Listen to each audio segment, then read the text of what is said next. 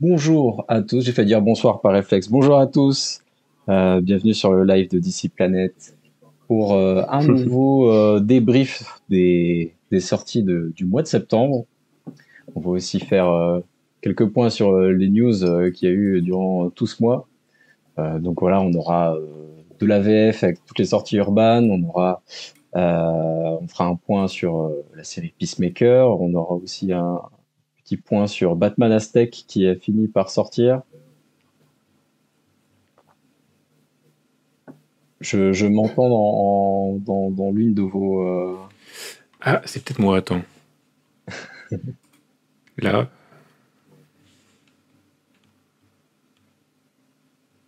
Ok, c'était moi-même. Voilà, on fera aussi. On va revenir sur quelques titres VO marquants de septembre, quelques nouveautés voilà, dont on voulait parler. Et puis voilà, on terminera avec les petites news du mois. Et on va attaquer tout de suite si vous le voulez bien. D'abord, j'aimerais quand même dire bonjour à mes collaborateurs. J'ai Clégan encore une fois avec moi. Bonjour Clégan. Bonjour. Cette fois peut-être qu'on m'entendra. Oui, on ne sait pas. Ça a l'air. Et je suis aussi avec Mocassin. Bonjour Mocassin. Ouais, non. Salut. T'as failli nous snobber quand même. Hein. Voilà. On va donc, sans plus attendre, commencer les reviews. On va commencer par la VF, comme d'habitude, même si c'est que la deuxième fois qu'on le fait. Nous allons parler de Batman, voilà, sûrement ce qui vous intéresse le plus de toute façon. Par contre, attends, t'as pas mis le stream kit on voit pas qui parle. Si. Ah, ok. Non, sur la nouvelle scène, c'est bon. Celle d'avant, je vais pas. Ah oui, ouais, non, l'autre, j'étais juste. Ok, ouais. Non, j'ai rien dit. Allons-y.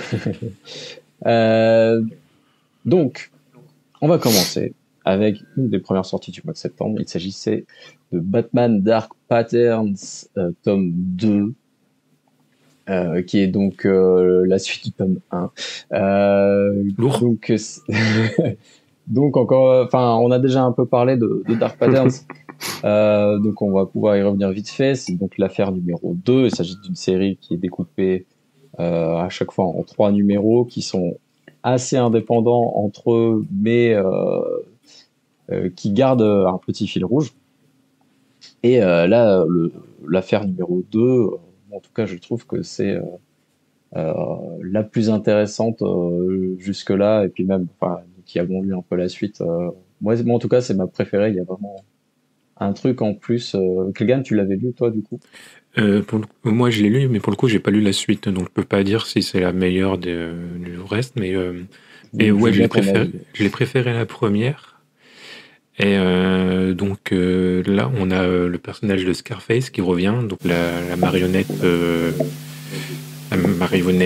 qui parle, qui se prend pour un Al Capone. Oui, Scarface. Et donc en fait, on a un Batman coincé dans un immeuble un peu à la. Comment il s'appelle le film c'est Red? Non. Ouais, The Red. Ouais. The Red, ouais. Un peu à la The Red, et ouais, c'est vraiment hyper cool. Il y a un truc, en tout cas, les deux premières enquêtes qui est vachement mis en avant, qui est mis en avant par le scénariste et que j'aime bien, c'est le fait qu'en fait, les habitants de Gotham sont extrêmement, comment dire, influencés par. J'arrive pas à trouver le mot, mais bon, ils sont très penchés sur le sur le surnaturel, mais comment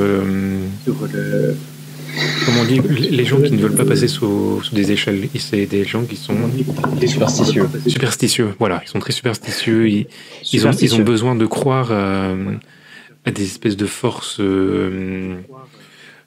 plus grandes qu'eux pour faire sens en fait du mal de cette ville qui a quelque chose au-dessus d'eux, quoi. Et c'est encore plus mis en avant dans un deuxième numéro. Et je trouve ça hyper intéressant comme développement. Et après, ouais, le dessin Alors, est-ce que tu as les noms du scénariste et dessinateur ouais. Donc, c'est Dan Waters qui écrit et Aidan Sherman qui est au dessin, donc le même artiste que pour Absolute Wonder Woman. Tout à fait. Et c'est hyper beau, déjà. Y a pas, ça peut être un peu particulier. Je pense que certaines personnes peuvent ne pas aimer, mais moi, ça marche complètement sur moi. Le découpage est réussi. Et ouais, pour moi, franchement, Dark Pattern, c'est un des meilleurs récits actuels sur Batman, je pense. Oui, je suis assez d'accord. C'est pour moi, c'est le meilleur de cette année qui concerne Batman. Je préfère même ça à Absolute Batman. Je sais qu'il y a beaucoup de fans sur DC Planet et ailleurs. Les deux sont tellement différents en même temps. Oui, non, bien sûr. Mais là, c'est vraiment... J'ai l'impression que toute notre vie de lecteur de comics, on dit toujours quand même un titre Batman avec une vraie enquête bien sombre, ce serait quand même... faudrait que ça revienne un peu à ça. Et là, ça l'est. C'est enfin ce qu'on a demandé. Donc là-dessus, c'est vraiment bien. C'est vrai que le côté The Raid est assez cool. Il exagère beaucoup, mais il prend une grosse structure et il la personnifie. Moi, je trouve ça fou. Ouais, c'est trop stylé. Comme idée, ça marche trop bien. Ouais. Tu vois, Batman est quand même un peu surpassé au début par les événements. C'est assez stylé. C'est assez rétro dans la façon d'écrire Batman. Ça fait très années 80. Ouais, de ouf. Et ça va bien avec le fait que c'est un Batman qui est au début de sa carrière, en fait. Ouais, complètement. Ouais. Et puis même les méchants sont des méchants de l'époque. Enfin, si par exemple des gens lisent Batman Chronicles, voilà, c'est ce genre de... c'est là d'ailleurs où Scarface et Marionnettiste ont été créés. C'est un peu dans cette vague-là de crimes moins loufoques, plus vraiment... même si c'est une marionnette, quoi. Hein, mais c'est vraiment la fin du Silver Age, des trucs un peu plus ancrés dans la réalité. Et puis ouais, effectivement, Sherman, en termes de découpage, je trouve qu'il est aussi incroyable, effectivement. Je trouve que c'est un des plus innovants dans sa façon de dessiner ses planches en ce moment. Yes, je suis d'accord. Donc vraiment un super récit qui alors du coup chez Urban c'est que 3 numéros à 16€. Donc 80 pages, 16€. Bon, on a connu mieux en termes de rentabilité de pages, mais il faut pas penser comme ça. Faut se dire que c'est juste incroyable. Et au pire, si un jour ils ressortent une version intégrale, attendez la version intégrale, j'imagine. En tout cas, on vous conseille chaudement Dark Patterns et on conseillera la suite également. Autre sortie de ce mois de septembre, il s'agit de Superman, la chute de Kaamelott. Je passe directement. Hop, voilà. Superman, la chute de Kaamelott, qui est donc une sortie paperback, donc en souple, une ressortie de ce qui se faisait sur Superman dans les années 2000. Est-ce que Mocassin, tu voudrais nous en parler? Ouais, bien sûr. Déjà, c'est un inédit chez Urban, c'est la première fois qu'il l'a publié, mais j'imagine que ça avait été publié avant chez Panini ou chez un autre éditeur, il me semble. Chez Panini, ouais. Alors, c'était chez Panini, ok. Donc c'est écrit par Kurt Busiek et dessiné par Carlos Pacheco. Globalement, ça parle de l'impact de Superman sur l'humanité. Est-ce que son intervention constante n'empêche pas l'humanité de progresser? Est-ce qu'il ne fait pas que repousser l'échéance et du coup aggraver ce qui va tomber sur l'humanité au bout? Parce que ça part du principe, donc le titre c'est la chute de Kaamelott, ça part du principe que chaque grand empire est voué à tomber. Et donc là, Kaamelott, ça fait partie des empires. Il est cité aussi l'Atlantide, qui a sombré dans l'océan il y a fort longtemps. Et du coup, c'est pour ça qu'on a le sorcier Arion, qui vient de l'Atlantide avant que ça sombre dans les océans, qui prophétise justement que la fin du monde va arriver par la faute de Superman, que le monde va quasiment y passer entièrement. Et donc oui, c'est cette idée un peu fataliste, cyclique, que tout est voué à tomber, et du coup ça remet en question, est-ce que Superman n'est pas au final néfaste pour l'humanité qui devient dépendante de lui. Donc c'est une lecture assez chouette. Ce que j'ai bien aimé, c'est que on a pas mal de figures déjà, du coup Arion qui a pas tellement vu. Donc c'est pas une création, mais il est assez c'est un personnage peu vu, donc ça fait plaisir. Il y a pas mal de créations. Il y a le sujet 17, c'est un alien qui a été recueilli par je ne sais plus quel pays, et qui a été traité comme un cobaye de laboratoire, et donc qui s'échappe, et du coup il y a tout un conflit avec Superman. C'est Superman s'il avait été recueilli par des gens qui avaient des mauvaises intentions. Il y a l'antagoniste principal qui est voué à détruire le monde, qui est aussi une création de l'auteur, il me semble. On voit d'ailleurs qu'il avait des plans qui auraient dû aller plus loin que la chute de Kaamelott, mais qui finalement n'ont jamais vu le jour. Globalement, je pense que c'est une lecture intéressante. C'est la thématique forcément intéressante. C'est pas ce qui s'est fait de mieux sur la thématique non plus. Parce qu'à mon avis, ça manque d'une perspective un peu plus humaine. Là, c'est un point de vue assez macro sur vraiment la fin du monde, mais d'une façon assez comment dire, on ne questionne pas l'impact de Superman sur l'humain particulièrement. C'est plus sur l'ordre des choses au global. Je pense que ça manque un peu de cette perspective humaine. Autrement, les dessins sont très cool, c'est dynamique, c'est assez puissant. L'histoire se lit bien, surtout que on prend bien le temps de nous dépeindre ce futur possible. Il y a quand même 2 numéros qui dépeignent ce futur-là, qui est assez plaisant. C'est assez cool de voir un futur apocalyptique qui n'est pas causé par Darkseid ou autre. Là, c'est assez original. Globalement, je pense que c'est une lecture intéressante. C'est pas non plus parmi les indispensables de Superman, hein. Ça aurait pu aller plus loin sur son sujet, mais ça reste assez plaisant. Je sais pas ce que vous en avez pensé, si vous l'avez lu. Je suis assez d'accord globalement. Pour moi, c'est un Kurt Busiek mineur. Ça veut pas dire que c'est pas inintéressant. C'est que l'idée de prophétie est vachement intéressante au début. C'est un peu ce qui nous fait garder l'envie de lire La Chute de Kaamelott, mais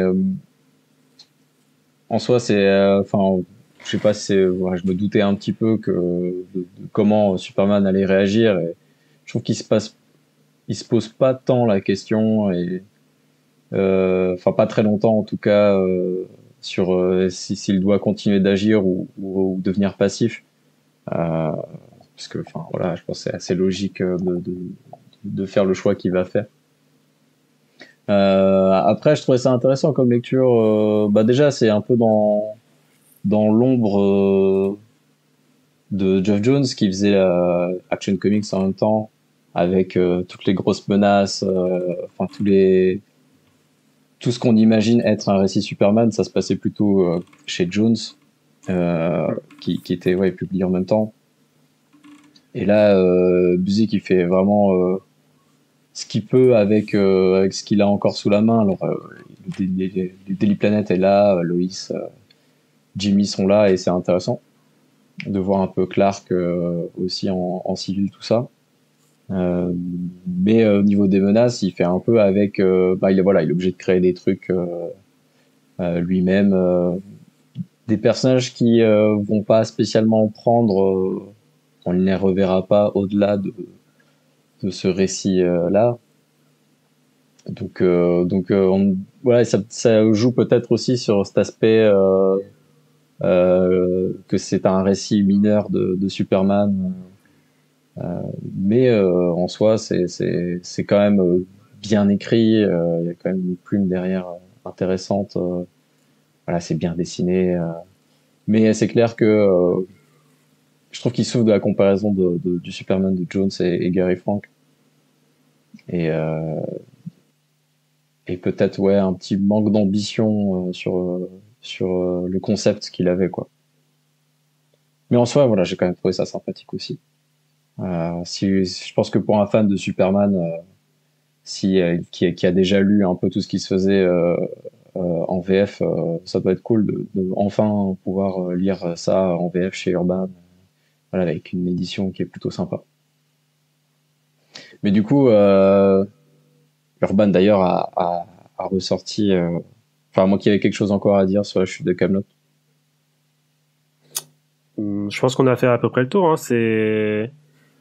Moi, ça m'a fait penser à un vieux numéro de Superman où les gardiens d'Oa disent à Superman qu'il est, comment dire, que son intervention sur l'espèce humaine l'empêche d'avancer, que les humains deviennent trop dépendants. Qu'on retrouve la même idée déjà bien longtemps avant. Je sais plus, ça date de quand ce numéro. Et l'air de rien, je pense que ce numéro avait traité en l'espace d'un seul numéro, avait traité la question de façon un peu plus intéressante, justement en ayant cette perspective plus humaine, Superman qui confronte les humains, leur disant, en se rendant compte qu'ils sont vraiment, pour tout, ils deviennent dépendants de lui. Je me souviens dans ce numéro, il leur dit, poussez pas trop les refs, je peux pas tout faire pour vous, quoi. Mais voilà, c'est une thématique toujours très cool à aborder. En effet, c'est dommage que j'ai l'impression qu'il y avait pas mal d'ambition et que l'auteur on lui a pas donné vraiment les moyens de pouvoir mener ses ambitions aussi loin qu'il le voulait. Ouais. Déjà quand on lui a refusé après on lui a refusé d'utiliser des persos qu'il y avait sur Action Comics, donc ça paraît logique. Pas avoir Brainiac ou Lex Luthor sur 40 numéros non plus. Mais ouais, voilà, donc quand même plutôt sympathique, mais certains préféreront sûrement le prochain dont on va parler, c'est Superman et la Légion, qui est donc le penchant Action Comics de cette époque, post Infinite Crisis, avec Geoff Johns et Gary Frank. Je sais plus vraiment où ça se place, parce qu'autant c'est vrai qu'on juste préciser, la chute de Kaamelott se lit quand même de préférence, en tout cas je trouve, après le dernier fils de Krypton, parce que il parle quand même de deux trois trucs qui se passent dans le dernier fils de Krypton, dans la chute de Kaamelott, donc je pense que c'est préférable de le lire dans cet ordre-là. Mais voilà, Superman et la Légion, donc qui est la suite de la vraie suite de dernier fils de Krypton et de tout ce qu'a fait Geoff Johns. Pareil, Mocassin, qu'est-ce que tu en avais pensé de celui-là?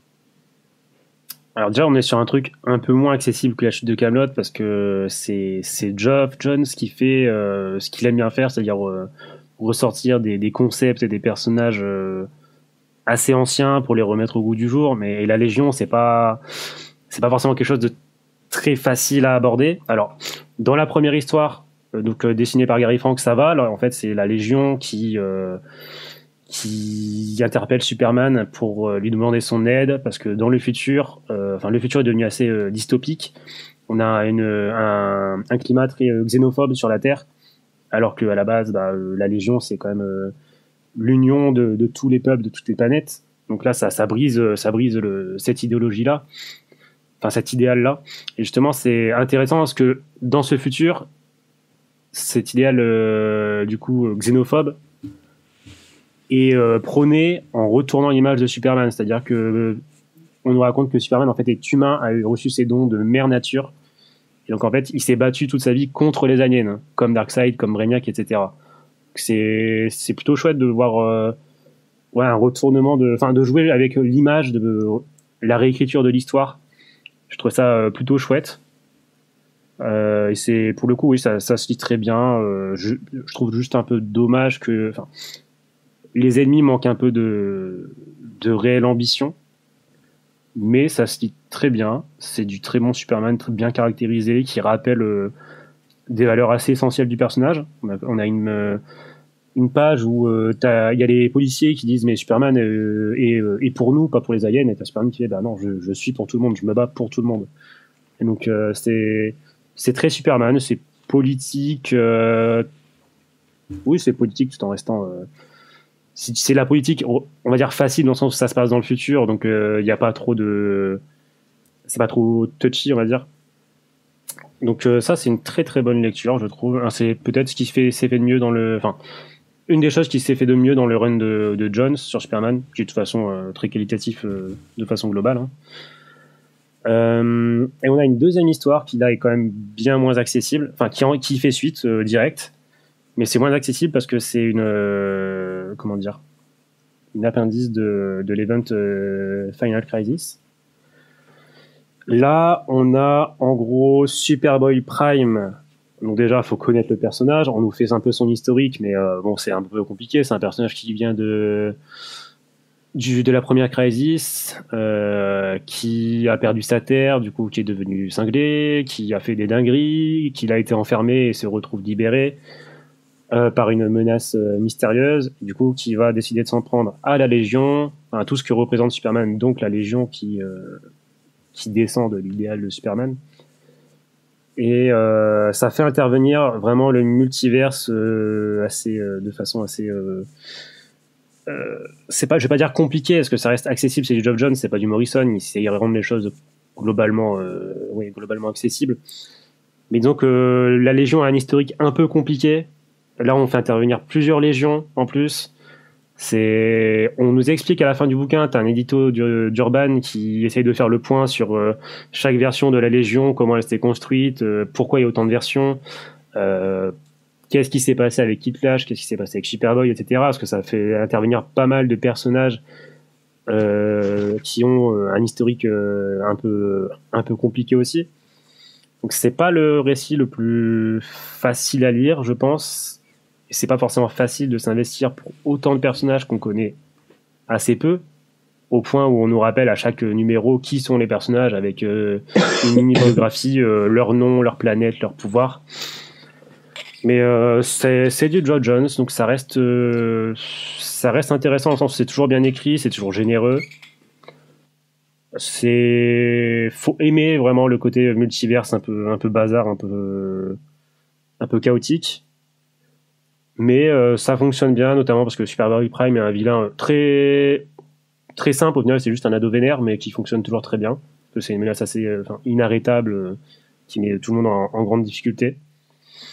Donc je pense que les deux récits déjà se font suite, donc c'est très bien Urban a bien vu le coup de les rassembler ensemble.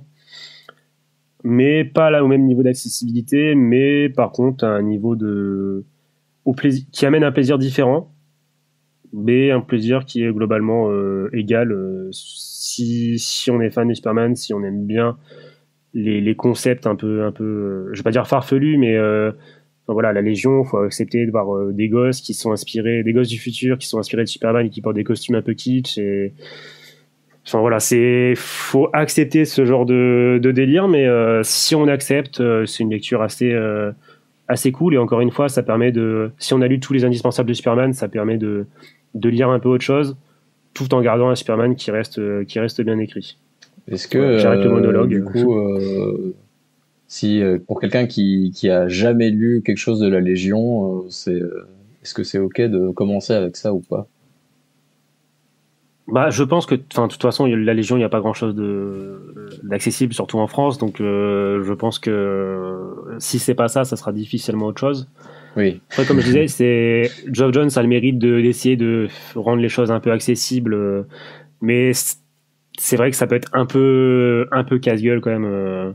C'est pas ce que je conseillerais en premier à lire, quoi. Il y a tellement de personnages, de concepts, puis c'est des récits, notamment le deuxième qui s'inscrit vraiment dans son époque en rappelant vraiment tout ce qui s'est passé avant, tous les événements précédents, etc. Donc c'est pas forcéément facile, mais je pense que oui, si on veut découvrir la Légion, ça reste une façon intéressante, notamment dans le sens où c'est pas que la Légion, c'est toujours en rapport avec Superman, avec le présent.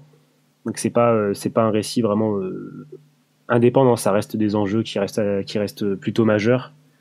Donc c'est une réponse un peu... Faut être motivé, je pense. Ok. Voilà. Bon. Eh ben, écoutez, si vous voulez découvrir la Légion, en tout cas, c'est vrai que vous n'avez pas trop le choix.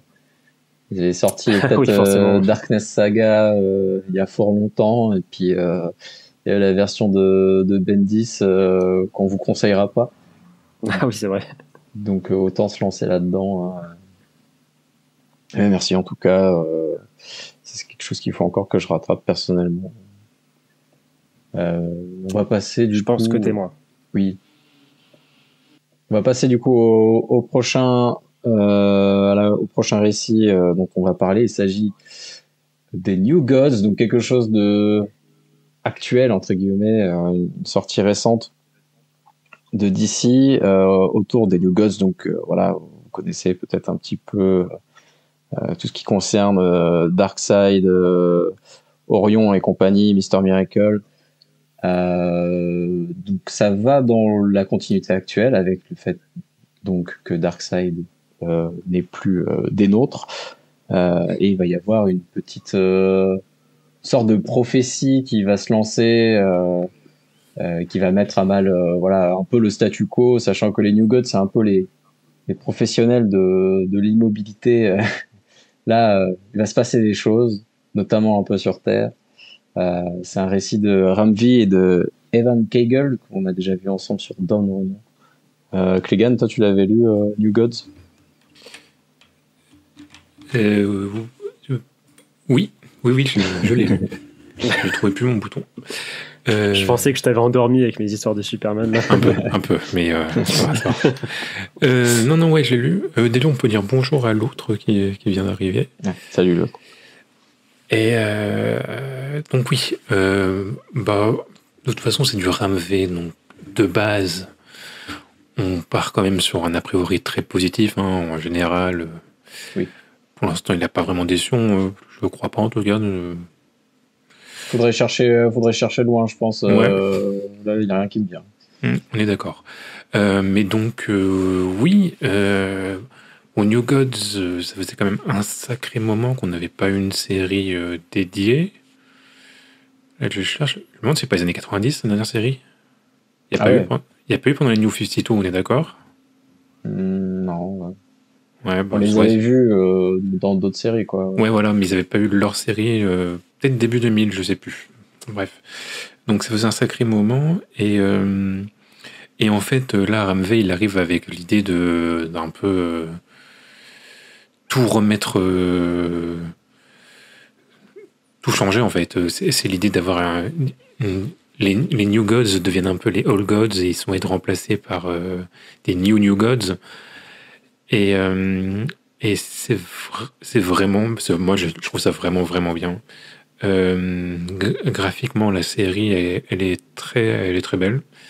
Il y a comment il s'appelle le dessinateur de c'est celui qui avait fait la série Fantasy là pour DC aussi. Riccardo Federici. Oui, voilà, qui est sur les 2 ou 3 premiers, je sais plus. Il s'occupe des parties un peu plus mythologiques. Ouais, c'est ça. Je crois que sur les 2 premiers, après c'est un autre sur les autres.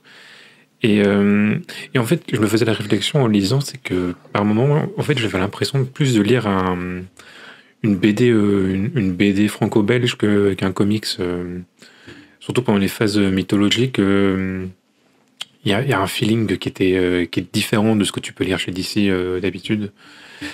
Et ce que je trouve cool, parce que ça renforce cet aspect mythologique, encore une fois, où tu mets en scène des dieux avec une autre façon de raconter ton histoire. Et ouais, donc je trouve ça intéressant. Et l'idée de vouloir un peu changer le statu quo des nouveaux dieux, je pense que c'est une bonne chose aussi, parce que bon, ça faisait quand même des années que, comme tu l'as dit, Sledgy, ça bougeait pas vraiment. On était quand même coincés sur des archétypes un peu comme la mythologie en général, en fait, où les archétypes, par exemple la mythologie grecque, ça reste toujours les mêmes des archétypes qui ne bougent pas. Et donc assister à une espèce c'est un peu le Valhalla en fait des New Gods, je trouve que c'est vraiment une bonne idée, c'est bien exécuté. On a du Mister Miracle, du Barda, moi je suis heureux. Et ouais, voilà, je pense que c'est vraiment un titre à conseiller si vous voulez lire du mythologique chez DC. Si vous voulez lire juste du Ramvé aussi, c'est très bien. Je pense qu'il n'y a aucune raison de ne pas lire cette série. Tu le disais, les dessins, le fait qu'il y ait plusieurs artistes dessus, c'est vraiment pas un problème pour le coup. Je sais qu'il y a des gens qui aiment pas trop ça, mais c'est vraiment pas un problème, en sachant qu'à chaque fois, ça implique un changement de temporalité ou alors de Ouais, c'est compteur. justifié dans le récit en fait. Ouais, c'est toujours justifié. Ouais. Et non seulement c'est que des bons artistes, mais en plus, voilà, dans l'histoire, c'est vraiment pas gênant. Mm. Et du coup, C'est dans le ça ressort pas. numéro, c'est le 3 ou le 4, je sais plus, j'ai un doute, où tu as un passage c'est avec Laidre. Et je sais pas quel artiste, j'ai oublié, mais où en fait Laidre pose des questions sur la mort des dieux. Et l'illustration a un aspect un peu illustration jeunesse qui en même temps Oui, je vois. est cohérent avec la jeunesse de Laidre et son questionnement, qui est un questionnement que peuvent avoir des enfants. Et je trouve que c'est hyper intelligent et ça marche trop bien en fait. Ouais, c'est vrai que c'est un peu étonnant, mais ça colle bien. Puis ouais, enfin, rien que le fait qu'il parle de Light Ray, pour moi, c'est un peu des New Gods, c'est un peu celui dont je m'en tape en général. Mm. Je trouve pas très intéressant. Comme dit, c'est beaucoup des monolithes qui bougent pas trop, ils ont leur fonction, où ils se tapent tout le temps dessus, mais au final, ils ne changent pas vraiment, parce que voilà, Mm, ce sont des gens éternels. Et là, il y a vraiment une évolution. Forcément, il y a Miracle, Barda, qui ont un côté plus humain ou sont plus promptes au changement. Il y a Orion qui a quand même un rôle qui va être bouleversé, parce que forcément, vu que Darkseid n'est plus là, il y a des gouffres qui se créent et du coup, il y a une dynamique qui change complètement, même du côté des gentils, entre guillemets. Et Light Ray, en vrai, je trouve, brille, sans vouloir faire de jeu de mots, beaucoup dans ce premier tome, et c'était assez surprenant à ce niveau-là. Et c'était vraiment une bonne surprise. mm, mm. Tout à fait d'accord. Voilà. Ouais, je suis plutôt d'accord aussi. Ouais. J'accroche pas toujours à Ramvé, mais tout en reconnaissant la qualité. Hein, Mm. mais là, j'ai bien aimé déjà. C'est super original d'avoir un titre New Gods. C'est pertinent vu comment dire, ce qui se passe chez DC en ce moment avec la mort de Darkseid. Je sais pas si ça va avoir d'ailleurs un impact sur l'histoire globale avec Darkseid. Ça, je sais Je me pas posais la trop. question à quel point ils avaient planifié les deux récits, enfin le fait que les deux récits tombent en même temps, je suis pas certain. Je pense qu'il y a plus moyen que c'est un récit que Ramvé avait en tête depuis un moment et que ça c'est tombé au moment où Darkseid est mort, quoi. Mais Ouais, peut-être que c'est plus un prétexte qu'autre chose, mais bon, c'est pas grave vu que ça donne un bon titre. Ouais. J'ai bien aimé. Enfin, tu parlais des pages de Riccardo Federici et ça m'a fait penser du coup à la World Saga de Philip Kennedy Johnson où Federici était déjà dessus. Et en fait, il y a un vrai lien parce qu'il reparle du dieu Holgrund, un truc comme ça, un ancien dieu du troisième mage, si je dis pas de bêtises. C'est quelque chose que Kelly Johnson avait introduit dans son travail sur Superman. Ah, d'accord. Donc là, c'est réutilisé ici. Donc il y a un vrai lien et ça donne vraiment une cohérence. Je trouve ça, enfin, réutiliser le personnage plus le dessinateur, je trouvais ça très cool. Ça donne vraiment un sentiment de mythologie, enfin de mythologie, de cosmologie cohérente au sein de DC et c'est plus gros, enfin c'est plus grand que jamais là. Vraiment, on parle de, c'est pas juste les nouveaux dieux et les anciens dieux, il y a aussi les anciens dieux. Enfin j'ai trouvé ça très très cool mythologiquement. C'est très intéressant. Puis il y a la balance entre ce côté très mythologique et à côté Barda et Mister Miracle qui sont sur Terre et qui font leur truc qui est beaucoup plus simple. Donc il y a une bonne balance qui fonctionne bien. Ouais. Pour le coup, j'accroche bien. Ouais, je me rappelais pas du truc de Kennedy Johnson, mais en effet, c'est bien pensé, encore plus alors.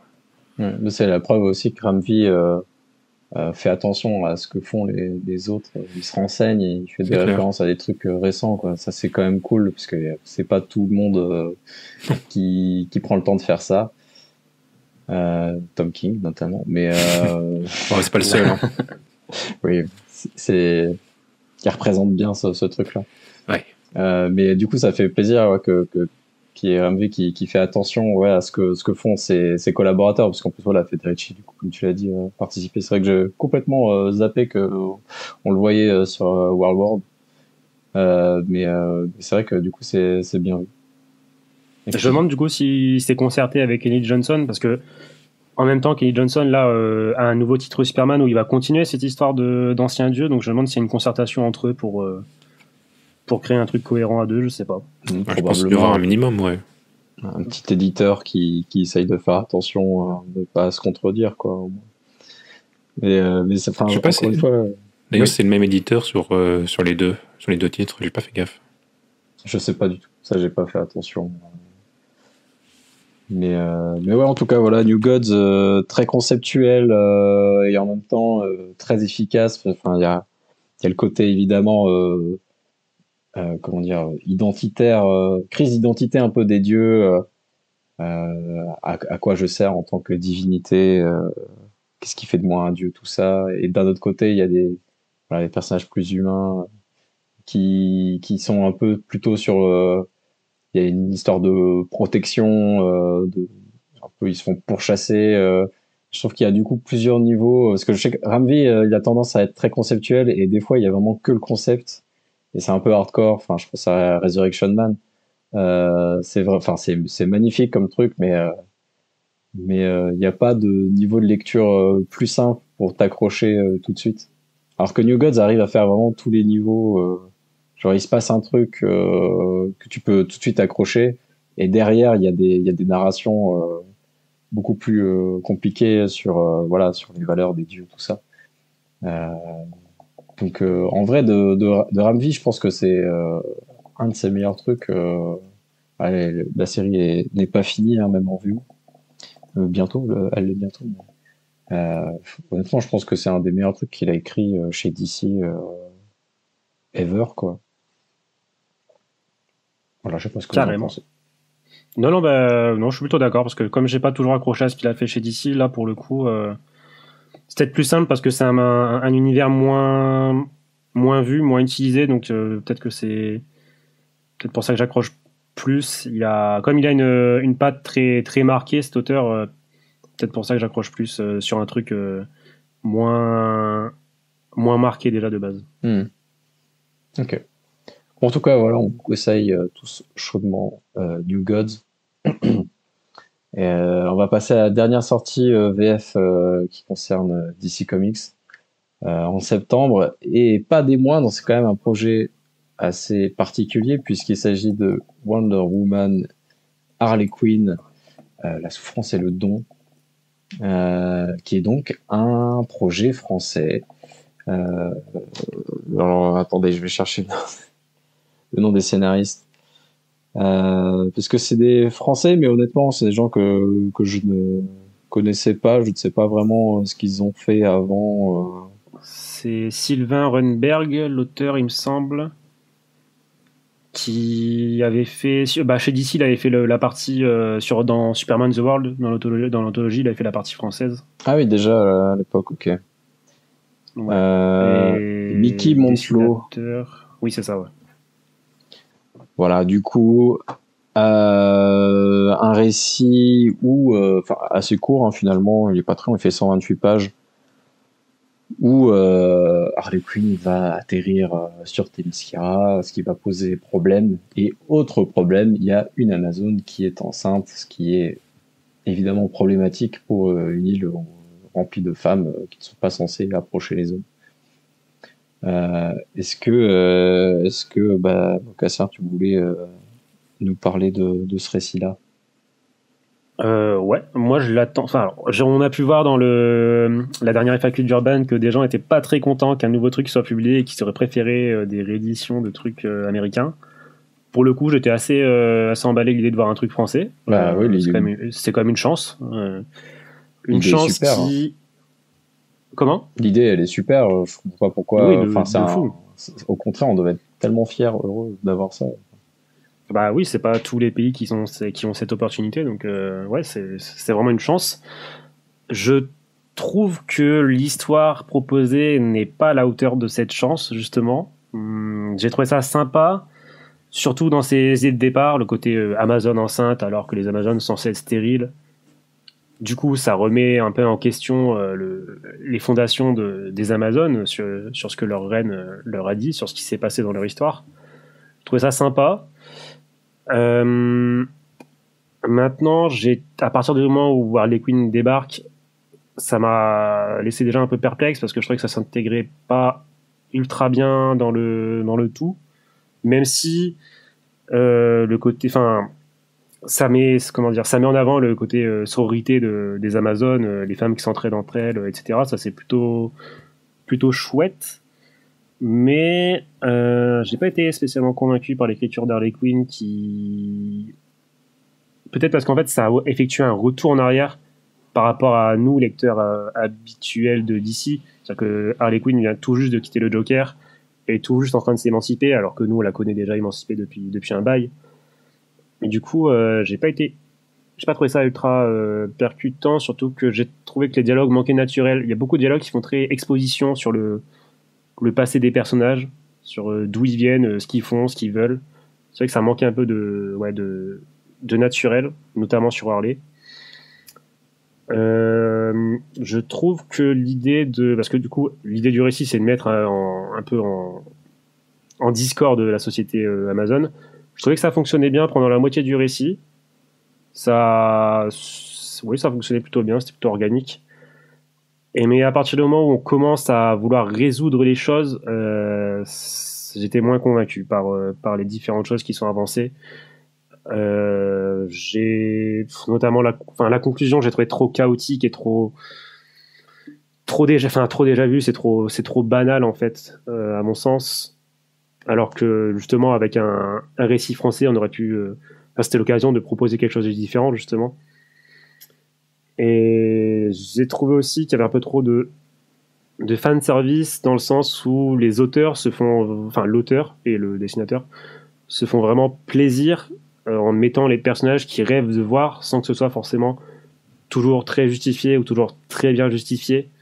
Alors je peux comprendre, vu que c'est leur première et peut-être dernière occasion d'écrire du DC, je comprends l'envie, mais du coup ça manque un peu de fluidité, je pense, au tout. Globalement, un récit sympa, décevant, voilà, c'est sympa sur l'idée, j'ai pas parlé de la partie graphique qui est assez magnifique, je trouve. C'est bien dessiné, oui, c'est joli, hein. J'aime beaucoup les couleurs utilisées. Et donc ça, là-dessus, c'est très gros point positif. En plus, le format Urban est plutôt joli. J'ai pu le voir en librairie hier. Ça rend bien. Mais ouais, histoire un peu trop convenue, à mon sens. Et du coup, pas à la hauteur de l'occasion, même si ça reste sympa quand même. C'est pas une purge non plus, quoi. Ouais, je suis d'accord. Oui, vas-y. Vas-y, ok. Non, je suis d'accord là-dessus. J'ai trouvé le dénouement assez brouillon. C'était pas trouvé ça à la hauteur. Après, je trouve ça quand même intéressant de vouloir proposer un récit qui parle vraiment de féminisme avec des guillemets, on va dire, mais du fait que les femmes doivent avoir le choix de ce qu'elles veulent faire de leur corps. Avec Harley, le fait de parler des violences faites aux femmes, voilà, c'était intéressant à faire. Mais ouais, le dénouement est vraiment trop brouillon et pas, je trouve, passer à la hauteur. Pareil, je suis d'accord avec toi pour les dessins. Par contre, moi, j'ai un truc qui m'a un peu gavé, c'est que je pense que en fait, le design, c'est du copier-coller du film Wonder Woman. Mais genre vraiment. Parce que vous voyez la salle du trône avec la spirale et les deux cercles derrière là. C'est littéralement la salle dans le film. C'est vraiment la même salle. Et je trouve ça dommage en fait. Déjà parce que j'aime pas trop Themyscira dans le film. Et là, ils avaient peut-être qu'ils avaient pas la possibilité en fait. J'en sais rien. Tu me diras, mais je trouve ça quand même plus intéressant d'imaginer une nouvelle Themyscira ou au moins avoir un truc un peu original. Mais maintenant que je le dis, ça se trouve c'est DC qui leur a imposé ça, j'en sais rien. Donc Donc, je peux pas non plus leur porter vraiment le Préjudice là-dessus. Ouais. préjudice là-dessus, exactement. Mais ouais, je trouve ça dommage. Alors après, c'est vrai Les costumes, c'est les mêmes aussi. Hein. Ouais, c'est vrai, même là, l'image que j'ai mise, on voit le bouclier, c'est vrai que c'est très similaire. Puis le costume Wonder Man est clairement celui de Nogal Gadot avec les lignes sur le rouge. Ouais, c'est clair, ils avaient pas beaucoup de place, je trouve, pour écrire quelque chose d'un peu plus complexe. Mais je suis assez d'accord quand même sur la facilité de l'écriture de Harley dans le sens... pour l'instant, personne ne sait écrire Harley en dehors de son couple avec le Joker. Que ce soit quand elle est encore avec ou quand elle vient de s'en séparer. En tout cas, c'est toujours... elle est bloquée un peu dans cette phase-là à chaque fois que quelqu'un veut l'écrire. Ça, c'est juste... c'est dommage, quoi. Après, pour les Amazones, je suis pas certain de tous les choix, de toutes les réactions que font les Amazones. Parfois, il y a des trucs qui me paraissent un peu saugrenus. Mais ça aide, enfin, c'est pour aider les scénarios. Voilà, il y a des Amazones vachement, je sais pas, dans les réactions, dans leurs règles, dans comment elles fonctionnent. Je suis pas certain qu'ils aient bossé le code des Amazones à 100%, même si c'est pas dramatique dans l'histoire. Voilà, juste c'est des choses que je trouve un peu étranges. Ou alors c'est moi qui, enfin, en tout cas, c'est pas ma vision des Amazones pour un certain discours. Ouais. Mais c'est vrai que, comme dit Bloody, et d'ailleurs salut, c'est vrai que la morphologie du visage ressemble un peu même à Gadot sur, en tout cas, son image qu'on a là, c'est, on peut voir un faux air, ouais. Ouais, non, c'est clair. Bah oui, enfin, de toute façon, dans les designs, ça se voit que leur principale référence, enfin, en tout cas, ça fait très penser à ce qui s'est passé au cinéma, même pour Harley. Même si bon, là, forcément, elle est en tenue d'Amazon, mais je veux dire, même elle est un peu en mode Margot Robbie, que ce soit la couleur des cheveux, les fringues, quand elle débarque sur l'île. Ouais, après ça, ça fait aussi... les comics ont adopté ça à l'époque aussi, donc... Bien sûr, oui. Mais voilà, du coup, premier comics, comment dire, pas exclusif Urban, mais premier comics français créé par Urban. C'est... Mais justement... Ouais. C'était pas le truc de Marini le premier, ou alors c'était... Si, c'est vrai qu'il y avait je l'ai pas... Ouais, il y avait ça aussi. Hein. Je l'ai pas lu à l'époque, mais il me semblait que c'était aussi une création originale. Ouais. Oui, mais c'était sorti aux États-Unis en même temps, non? Je sais plus exactement. Ah, il y a moyen, ouais. Il y a moyen. Ouais, je crois qu'il faut une différence entre les deux quand même. Je sais pas exactement ce que c'est, mais... Bah, Marini, c'était du franco-belge, de toute façon, dans le format et tout. Ah oui, ouais, c'est vrai. Alors voilà, peut-être que c'est le premier qui est en format comics, même si les frontières entre les deux sont vouées à disparaître, j'ai l'impression. Enfin, en tout cas, c'est pas spécialement le comics qui pourrait le mieux représenter la France, ce que peuvent faire les artistes français. C'était effectivement assez convenu comme récit, pas très marquant, mais ça a le mérite d'exister en tout cas. On sait si ça va sortir aussi aux États-Unis ou si c'est sorti, je sais pas. Normalement, oui. Mais je suis curieux de voir leur retour du coup. Bref, c'est une bonne question. Je sais pas quand est-ce que ça sortirait, si ça doit sortir là-bas. Mais après, enfin, en tout cas, enfin, c'est bête, hein, ça se trouve, ça veut rien dire, mais tu vois, sur le site de référencement de comics, il est là, quoi. Donc je pense que ça devrait arriver. J'ai pas fait spécialement attention à s'il y avait une date ou pas, mais en tout cas, il y est. On verra. On nous dit que pour Marini, c'était pas Urban, c'était Dargo, mais c'était pas spécial. Enfin, c'était pas. C'est ce que je regardais, ouais, c'était Dargo en fait. Ah, voilà. Ok, merci pour cette investigation. Bon, voilà, ça conclut un petit peu les reviews VF. du mois de septembre. Donc voilà, il y avait quand même des trucs pas mal à se mettre sous la dent. On gardera surtout en tête, je pense, New Gods dans les nouveautés. Et puis pour les fans de Superman, il y avait encore une fois de quoi faire.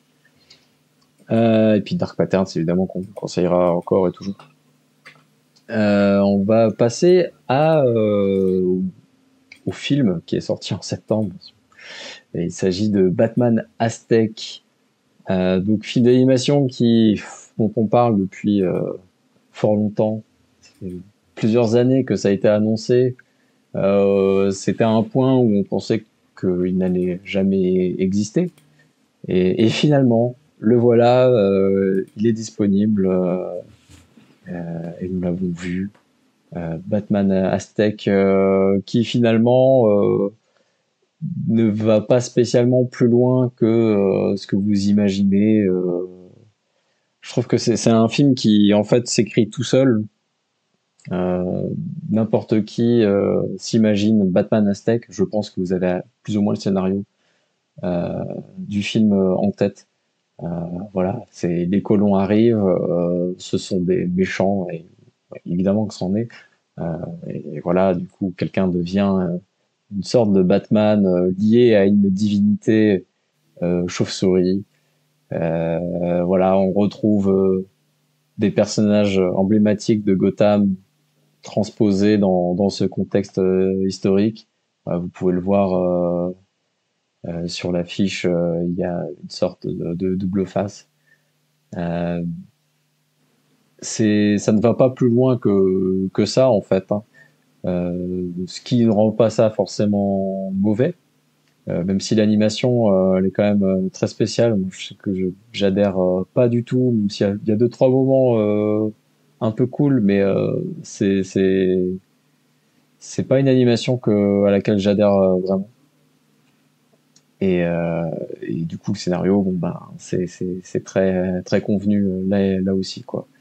Mocassin, tu avais commencé à le regarder. Ouais, j'ai regardé les 2 tiers. Je suis assez d'accord sur le côté, c'est exactement ce à quoi on peut s'attendre. Ça n'a pas de patte particulière. C'est même un peu automatique comme film. On passe d'une scène à l'autre sans vraiment de lien. Enfin, c'est très fonctionnel, j'ai l'impression. Et il y a un point que j'ai trouvé bizarre, c'est qu'en fait le film est proposé en anglais et en espagnol. Je crois même que la piste principale c'est l'espagnol parce que le générique est réalisé par machin et tout, c'est écrit en espagnol. Ouais. Et je comprends l'idée, c'est pour ancrer ça, enfin honorer la communauté hispanique, j'imagine. Mais je trouve ça bizarre de faire parler les Aztèques, de leur mettre la langue de leur oppresseur en fait. Ouais. J'ai trouvé ça très très bizarre. Il y a presque un côté malsain en fait, je trouve. Parce que les héros dedans, c'est les Aztèques. Oui, bien sûr. Du coup, vouloir honorer les Espagnols qui dedans sont les colons. Enfin, je sais pas. Il y a un truc très très bizarre. Je comprends pas trop l'idée. Leur idée. Et en plus, ils parlent tous la même langue. Il n'y a pas de barrière de langue entre les Aztèques et les Espagnols. Dans la version espagnole, ils parlent tous espagnol. Dans la version anglaise, ils parlent tous anglais. Alors que c'est quand même un truc essentiel, je pense, la barrière de la langue dans la dynamique qui se joue, qui s'est jouée entre ces deux peuples. Je comprends qu'ils aient fait ce choix pour pas s'encombrer de difficultés narratives supplémentaires pour que ça soit plus fluide. Mais pour moi, c'est pas... Comment dire ? Ce conflit est très culturel, en fait. Donc, c'est bizarre d'effacer ce facteur culturel-là. Et d'ailleurs, il y a une BD qui s'appelle Celle qui parle, qui traite justement du rapport au langage entre les colons et les tribus aztèques, mayas, etc. Ça parle très bien de ça, ça met vraiment ça justement en avant, la différence culturelle, la différence de langage. Donc ça, je conseille, c'est bien plus intéressant sur le sujet. Celle qui parle. Celle qui parle. Ouais. Ok. Ça parle de, ça met en avant une figure, je sais plus si c'est aztèque ou maya ou quoi que ce soit, mais une femme qui a vraiment servi d'interprètes pour les colons. Ok. Intéressant. C'est vrai que je suis assez d'accord. J'étais un peu étonné qu'il y avait de l'espagnol des deux côtés. Au-delà du fait que voilà, le projet est plus ou moins espagnol. Ouais, il était porté par des équipes hispaniques, ouais. Ouais. Après, je me suis dit peut-être qu'il y a une différence, parce que l'espagnol n'est pas le même au Mexique qu'en Espagne, qu'au Pérou, etc. Quoi. Je me suis dit, est-ce qu'ils ont au moins pris la peine de faire des différences mexicains, espagnols? Je pourrais pas le reconnaître, moi, en tant que non-hispanophone. Mais, c'était peut-être une idée de faire ça, quitte à avoir qu'une seule langue. Mais je suis d'accord que c'est dommage. Ouais. En plus, on les entend, notamment quand ils font des prières, les Aztèques, on les entend parler une langue qui n'est pas de l'espagnol. Donc j'imagine qu'il y a quand même un petit peu de dialecte aztèque, du coup. J'imagine. Donc j'imagine que c'est compliqué de faire ça sur tout le film, hein, mais surtout pour les Américains qui n'aiment pas les sous-titres. Mais c'est une occasion manquée. Ouais. Après, sur le film en lui-même,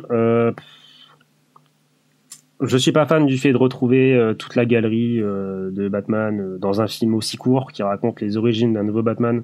Je trouve pas ça essentiel d'avoir un double face, une Poison Ivy, alors je suis pas encore allé jusqu'au bout, mais j'ai l'impression qu'il y a un Singy Joker. Je vois pas bien l'intérêt de mettre autant de personnages, ça fait vraiment forcé. Et ça leur donne pas le temps de respirer. C'est un peu le clin d'œil, mais après, c'est une un des seuls intérêts du film finalement, hein, c'est de voir, c'est la transposition des personnages dans l'univers aztèque. La plupart des gens auront juste cette curiosité-là. C'est possible, ouais. Mais par exemple, sur le double face, j'ai l'impression que c'est quand même assez forcé. Enfin, je vois pas ce qu'il a de double face, à part le côté physique, est encore très bizarre, parce que le mec perd la moitié de sa tronche alors qu'il s'est juste fait griffer. Enfin, très bizarre. Oui, et puis la pièce débarque un peu de nulle part, j'ai l'impression. Oui, c'est juste comme pour le clin d'œil, comme tu dis. C'est un peu spécial. C'est sympa. Ça va pas plus loin que sympa. C'est très anecdotique, hein, quand même. Mais malheureusement, alors qu'il y avait moyen de faire des trucs vachement sympas, je pense, avec cette culture. Mais c'est vraiment le côté très automatique de on transpose Batman dans une autre culture, dans un autre pays, et c'est tout. Parce que je vois Bloody Spell qui dit qu'il devrait faire un film d'animation de Dark Knight of Steel. Parce qu'en fait, là, on est d'accord, ce Aztec Batman, en fait, ça va être le dernier film d'animation d'ici en direct ou DVD, en fait. Alors, là, c'était un reliquat de l'ancienne administration d'ici, en fait. Oui, c'est vrai. En soi, oui, ça appartient à aucun univers. Je suis pas sûr qu'ils vont arrêter le direct ou DVD. Hein. On n'a eu aucune annonce depuis que Gunn est en place, en fait. Et d'après ce que lui-même avait dit, c'était censé se terminer, en fait, toute cette période. Ce sera peut-être le dernier. Parce que le seul film d'animation qui a été annoncé, pour le moment, Dynamic Duo, c'est fait pour le cinéma, il me semble, non ? C'est fait pour le cinéma, ouais. Peut-être la fin d'une ère. Bon, ça finit pas en fanfare. En même temps, ça fait longtemps que les directs ou DVD sont pas terribles. Donc finalement, peut-être qu'à la limite, il est peut-être plus intéressant que les derniers qui avaient eu. Mais tu vois, genre, s'il y a rien derrière pour élever le truc au-delà de son concept, je trouve que, à choisir, je préfère en film animé peut-être pas, c'est compliqué, mais Gotham by Gaslight ne se contente pas juste d'être dans un environnement différent. Il y a une vraie histoire derrière et tout. Et là, c'est vraiment juste le concept et ça va pas plus loin, quoi. Voilà, en tout cas, voilà, ça peut être une curiosité pour certains si vous voulez découvrir Aztec Batman en espagnol, du coup, ou en anglais. Moi, je l'ai eu en espagnol. Voilà. J'ai testé les deux. Je suis resté plutôt sur l'espagnol quand même, vu que c'est un peu la particularité du film. Autant autant la prendre. Hein. Non, c'est clair. Et ben voilà, en tout cas pour Aztec Batman et bah peut-être ciao au film d'animation d'ici et après en avoir eu 3 par an, ça y est. On va passer à autre chose qui occupe les heures de James Gunn. On va faire un petit point Peacemaker. On en est à l'épisode 7. Donc on va essayer de ne pas spoiler évidemment. Mais on est du coup à un épisode de la fin de cette saison 2 et apparemment dernière saison. Qu'est-ce qu'on pense de Peacemaker saison 7, Clegane, un petit peu là saison 7, saison 2, épisode 7. Saison 7, ouais. On part sur quelle philosophie là pour niveau... Quelle philosophie? Niveau de ce qu'on révèle. Bah, dis pas les faits, mais dis qu'on avait raison depuis le début, quoi. Je pense que c'est ça que... non, mais alors, saison 2... Alors, je vais dire un truc, je sais pas si c'est une hot take, je pense que vous serez d'accord avec moi. Je trouve quand même que tout ce que Gunn fait depuis que le DCU est lancé fait partie des œuvres les plus faibles de sa filmographie.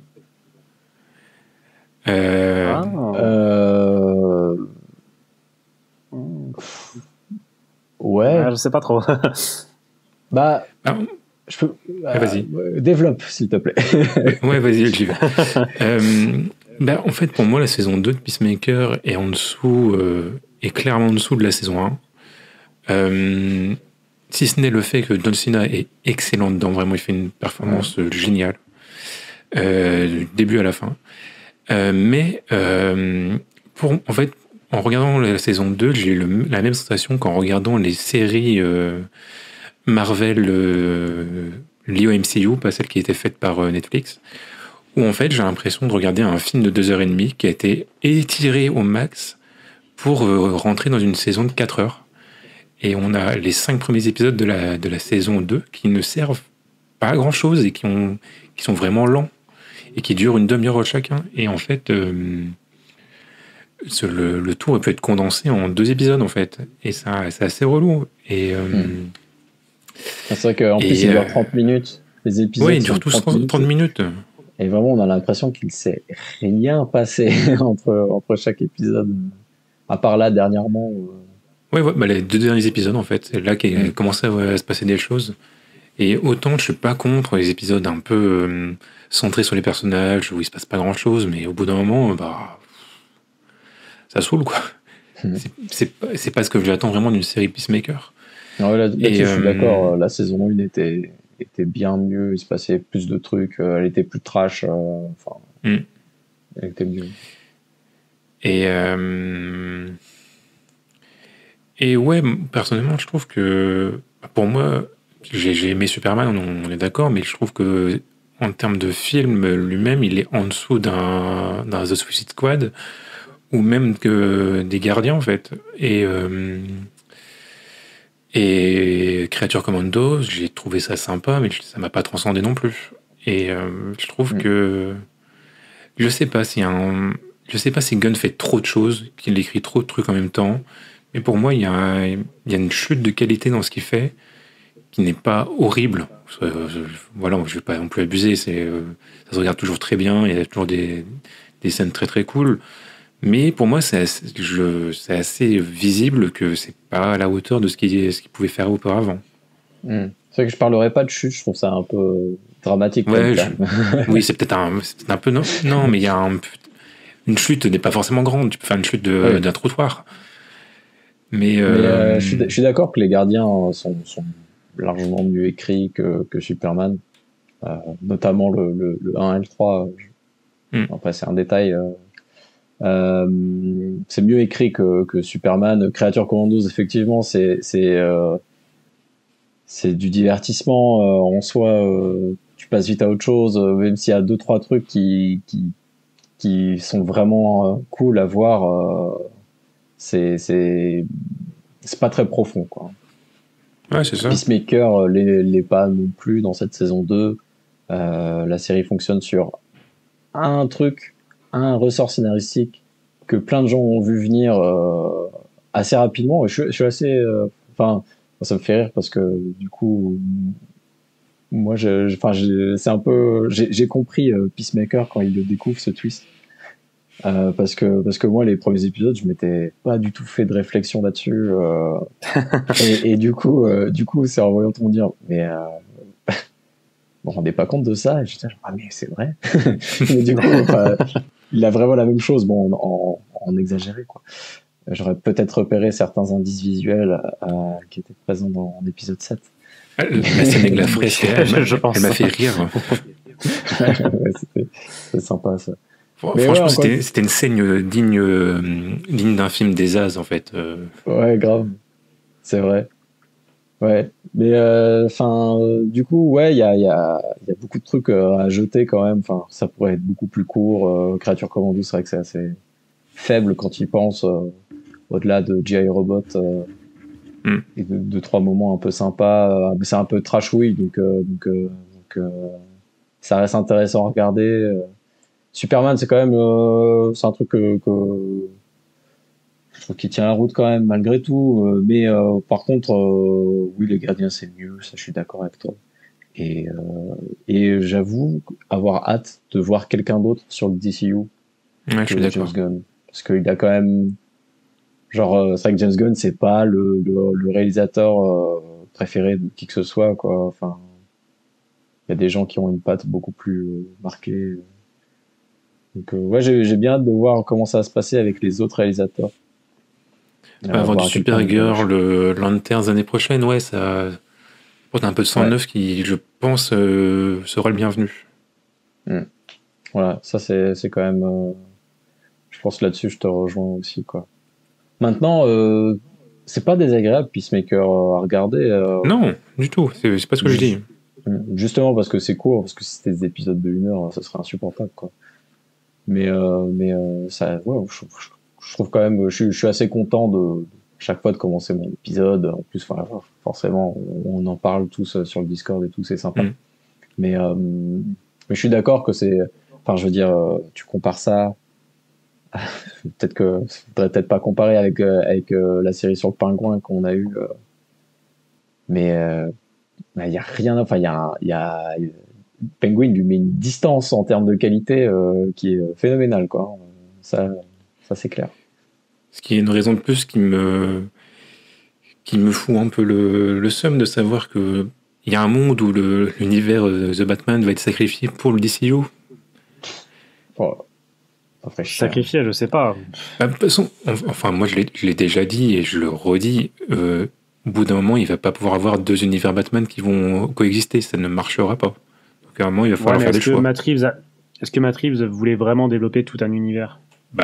Oui, il a lui-même donné un nom à son univers, donc je suppose qu'il a des plans pour plus. Ouais, mais je sais pas, vu sa lenteur d'écriture et tout, je me demande si il a vraiment envie de passer autant de temps de sa vie sur un truc, quoi.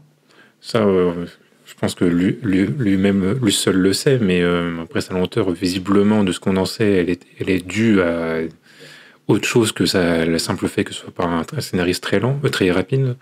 Mais en tout cas, de ce qui ressort des interviews de lui et de ses collaborateurs, il y a quand même l'idée de faire plus avec leur univers. Ouais. Bah, après, à choisir, je préfère quand même un univers DC global qu'un univers uniquement Batman. Oui, c'est sûr. Mais dans l'idéal, il n'y a pas à choisir. Oui. Ouais. Bah pour l'instant, Batman, tant qu'il apparaîtra que dans Brave and the Bold, ça va. Mais le jour où James Gunn il va dire bon, on va faire un film qui s'appelle Batman, là, par contre, c'est sûr que ça va poser problème. Je pense que tant que le titre est pas le même, il y a moyen de créer les deux, enfin de garder les deux ensemble, quoi. Ouais, moi, perso, je ne pense pas. Je pense que le public, on a trop marre des films de super-héros au global pour venir manger deux Batman différents qui vont être en même temps et dont un qui serait potentiellement réalisé par Muschietti, dont mes sentiments pour lui en tant que réalisateur sont quand même pas très bons. Oui. Mais après, s'il y a un film Batman dans le DCU, je ne promets pas effectivement qu'il aura du succès auprès du public, alors que t'as le Batman de Pattinson juste à côté, quoi. Ah, c'est le problème, en fait. Tu crées une rivalité entre un même studio. Moi, c'est idiot, en fait. Mais surtout qu'entre un Batman, a priori, qui dans le DCU, il serait pas aussi dark qu'a fait Nolan et ce qu'a fait Matt Reeves. Mais si t'as celui de Matt Reeves juste à côté, qui est hyper bresson et tout, bah, les gens ils vont préférer le Batman bresson. Hein. C'est pas comme ça que tu vas changer la façon de voir Batman auprès des gens, quoi. Donc, il me semble que Gunn a dit que son Batman idéal il était assez sombre aussi, que c'était pas un Batman rigolo ou quoi que ce soit. Bon, écoute, on verra. On verra, mais en tout cas plus sombre que Pattinson qui se met du maquillage en écoutant du Nirvana. Ça c'est peu faisable, oui. Je pense qu'on a atteint un niveau assez intense. Oui. Je pense qu'on va pas faire plus émo que ça. Ouais. Mais sur Peacemaker, j'ai pas tout à fait le même avis que vous, dans le sens où je pense que je préfère la saison 2. Ok. Qui m'impacte plus émotionnellement. Je suis plus investi dans le. En fait, elle se concentre plus sur le chemin personnel de Peacemaker, sur le chemin émotionnel de Peacemaker. Et du coup, ça me prend plus, en fait. Je me sens plus investi que dans une intrigue qui repose plus sur le comique. J'ai l'impression que là, tout en étant toujours un peu concon, le personnage est un peu plus pris au sérieux. J'ai l'impression. Oui. C'est quelque chose qui me plaît. Et alors, j'adore les Gardiens de la Galaxie de Gunn. Je trouve que c'est des très bons films.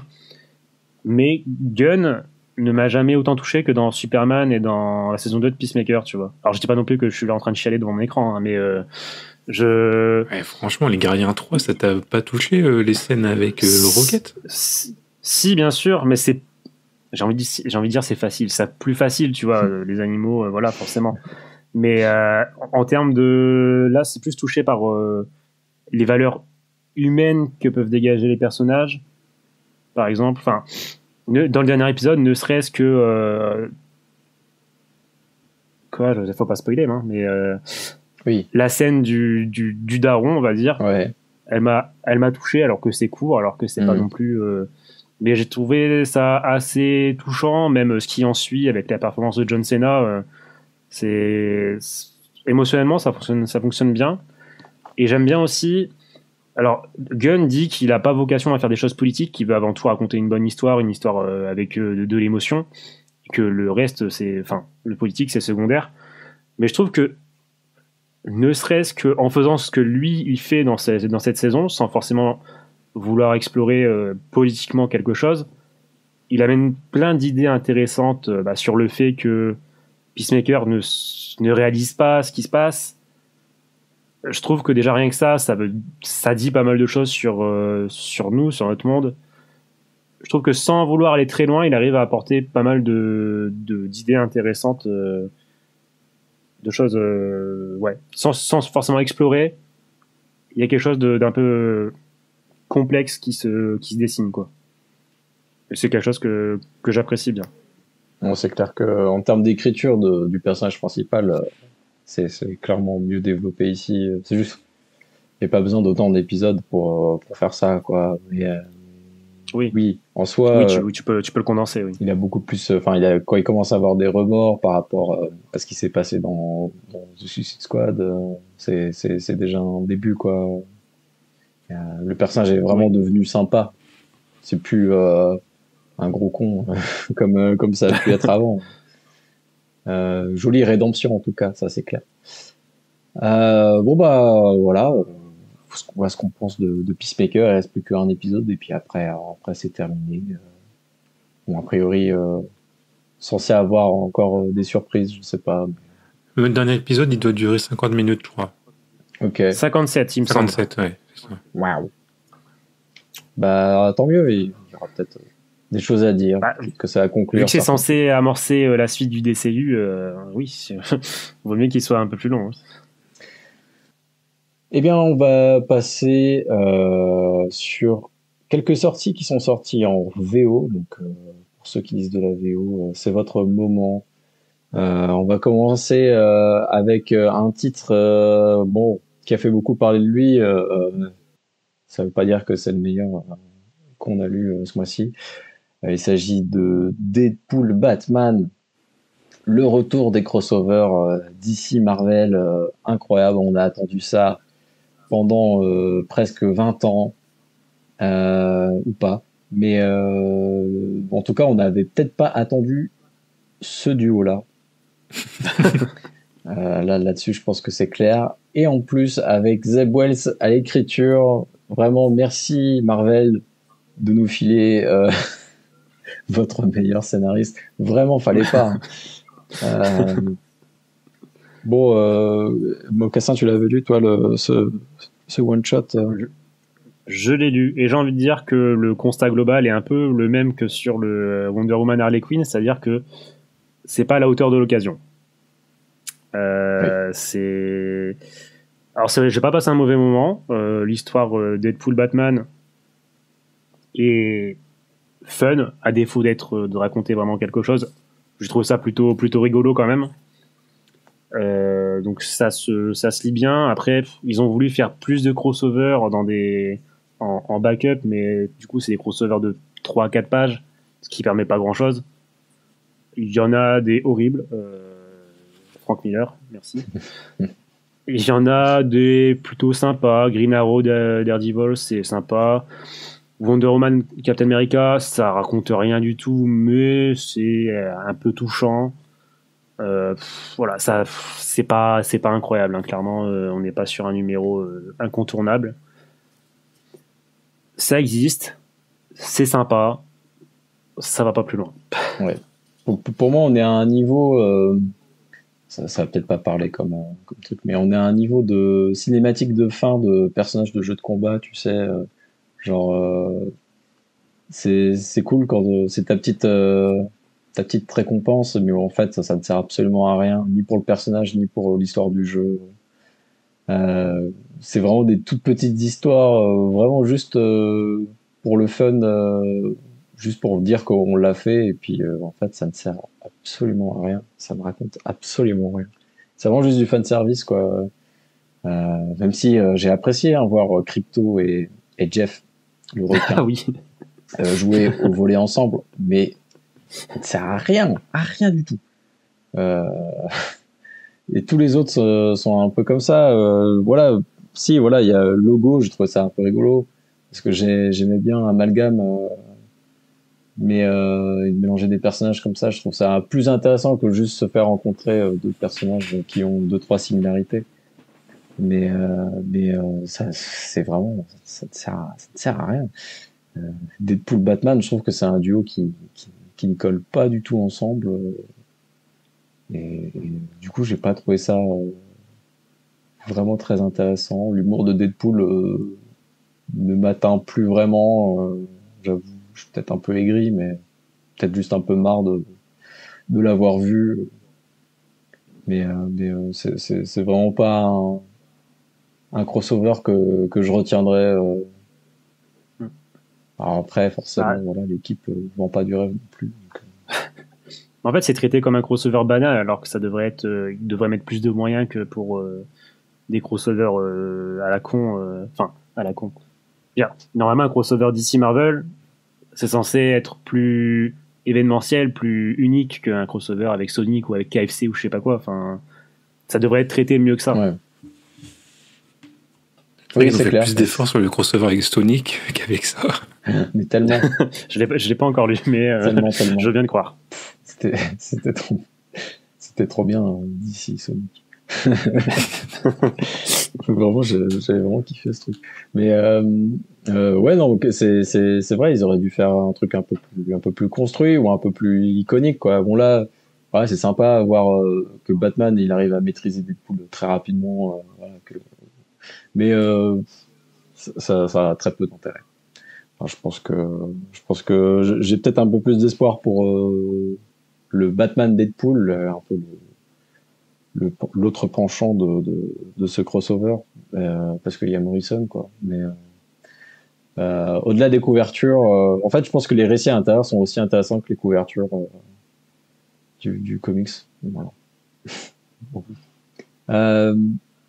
Une autre série qui a commencé il y a peu, dont je voulais un petit peu vous parler, c'est Justice League Red de Saladin Ahmed, qui avait fait des trucs pas trop mal chez Marvel à un moment. Et au dessin, on a Clayton Henry, alors, pas très fan de l'artiste, et globalement, je suis pas très fan des dessins de cette série. Ce qui est, elle se veut un peu être la X-Force de la Justice League, donc c'est censé être une équipe qui fait les missions un peu sales, les missions qu'il faut pas dire qu'on a faites. Si tu vois ce que je veux dire. Je suis pas sûr que ma phrase était très française, mais et puis avec ce ouais, puis avec un casting qui vend pas du rêve non plus, hein, faut le dire. Hein, Simon Baz est le Green Lantern préféré de qui? Voilà, Cyborg, Power Girl, Red Canary qui a toujours pas vraiment eu son moment de gloire, et bon, Deadman, je sais que en plus on a Bloody dans le chat, c'est très fan de Deadman, j'aime beaucoup Deadman aussi. Je suis pas sûr pour l'instant de son utilité dans la team, mais en tout cas, enfin cette équipe menée par Red Tornado, qui est devenue une sorte de robot hyper dark, je sais pas, t'as l'impression qu'il a commencé à écouter de la musique emo soudainement. Il est persuadé qu'il faut faire des trucs, cacher des trucs à Superman, et à Batman, et à Wonder Woman, avec cette équipe voilà, qui est pas folle et qui fait des missions. Pour l'instant, on comprend pas trop l'intérêt de tout ça. J'imagine qu'il a un plan derrière la tête, mais ça rend vraiment pas du rêve. C'est vraiment pas joli. C'est pas très intéressant. C'est pas des gros persos. C'est pas des persos secondaires que j'apprécie non plus, donc c'est difficile de s'intéresser à cette série en ce moment, quoi. Toi, Moka, tu l'avais lu? J'ai lu le premier numéro. Je suis assez d'accord avec toi. Ça a pas beaucoup d'arguments pour elle. C'est assez vide. Il se passe pas grand chose. C'est des grands dessins. Il se passe pas grand chose déjà sur le fond et même sur la forme. C'est des grands dessins assez vides. Et le titre, en tout cas dans le premier numéro, ne justifie même pas son existence. C'est-à-dire que t'as Red Tornado qui fait une nouvelle équipe, mais on nous explique pas vraiment pourquoi. Et je trouve ça bizarre, de commencer une série sans la justifier, sans dire pourquoi on a besoin de faire un truc spécial, une équipe spéciale. Je comprends pas trop. Il me semble que ça avait été introduit dans le Justice League de Wade, mais je me souviens plus c'était quoi la raison, et là visiblement c'est pas repris, donc je vois pas bien le sens de tout ça. J'imagine que ça en aura un, parce que vu que ça découle de la série de Wade, j'imagine que c'est Wade qui en a eu l'idée et que c'est pour amener à un prochain arc, mais là en l'état, je pense qu'on peut très bien s'en passer et que ça sera là comme ça, et que ça sera ce qui s'y passe sera facilement résumé dans le titre principal une fois que ça aura une importance, quoi. En gros, vous voulez dire que c'est la contre-soirée nulle du titre Justice League, quoi. C'est ça. C'est ça. En plus, c'est vraiment dans le garage avec des bières tièdes. C'est pas fou. Hein.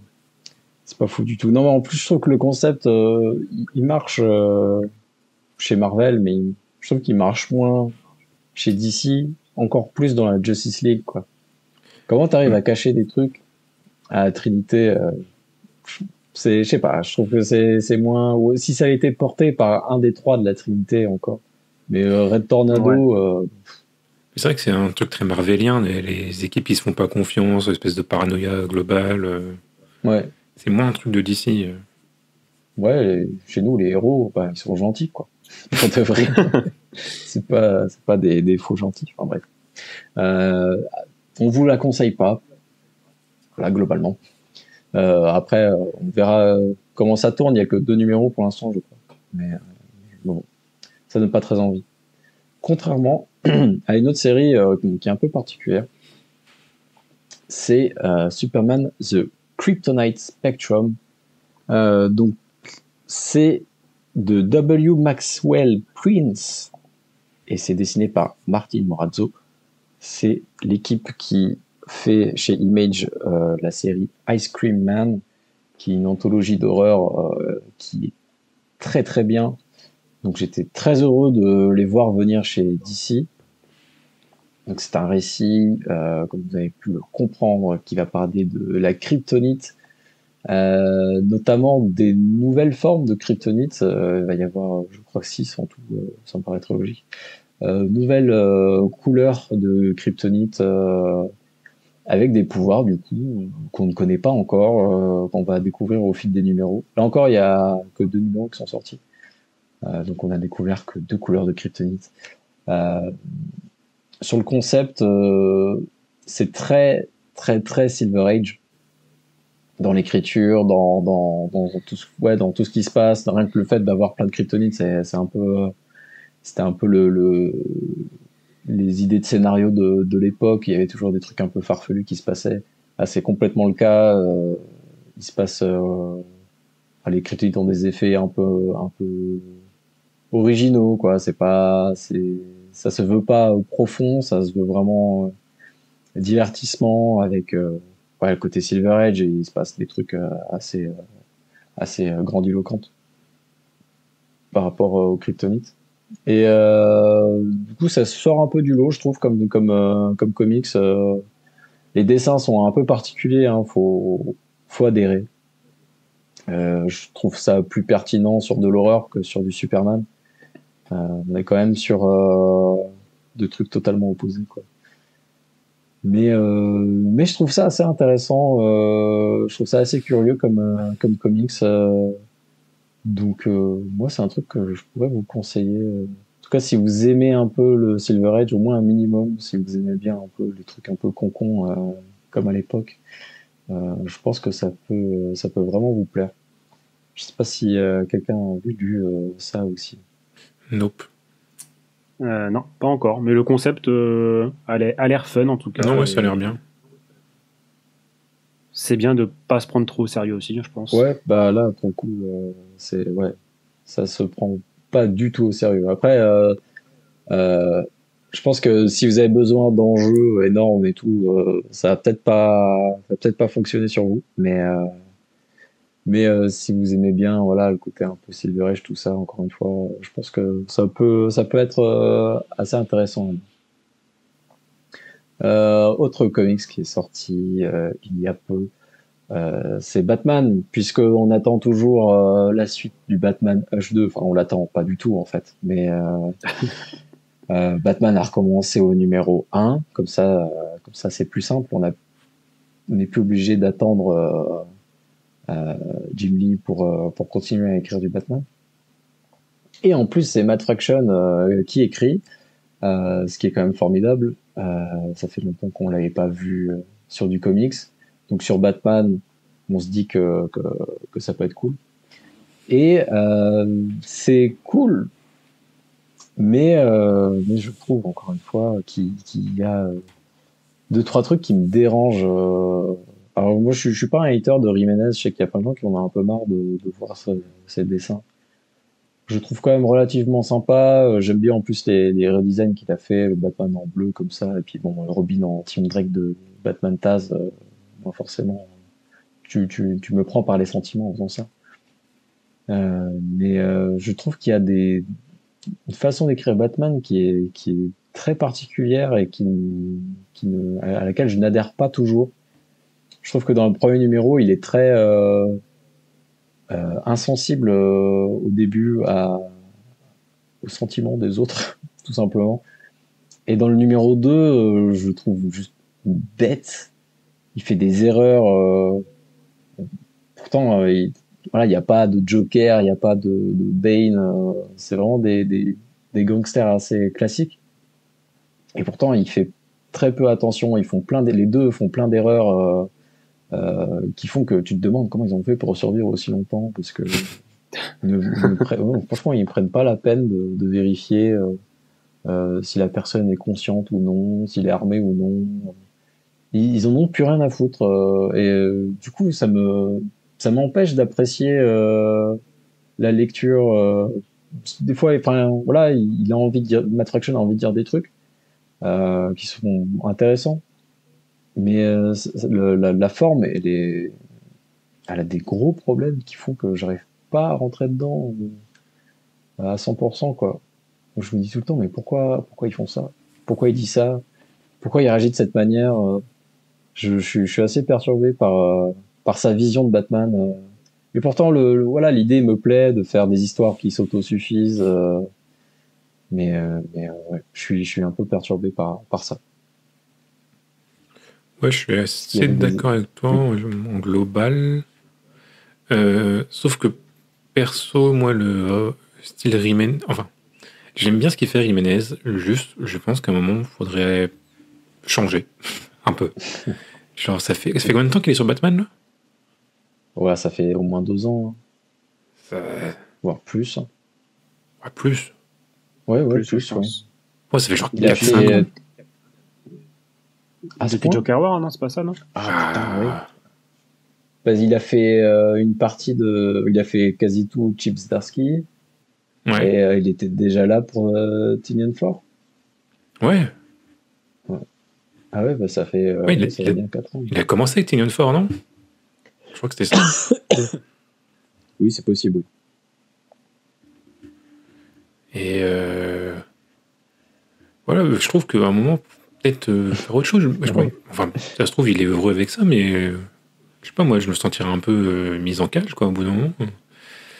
Et j'avoue que je suis pas ultra fan du costume de Batman. Enfin, je le trouve sympa, mais en fait, à chaque fois que je le vois, je peux pas m'empêcher de me dire, en fait, c'est un costume que je verrais bien Dick porter, mais pas Bruce.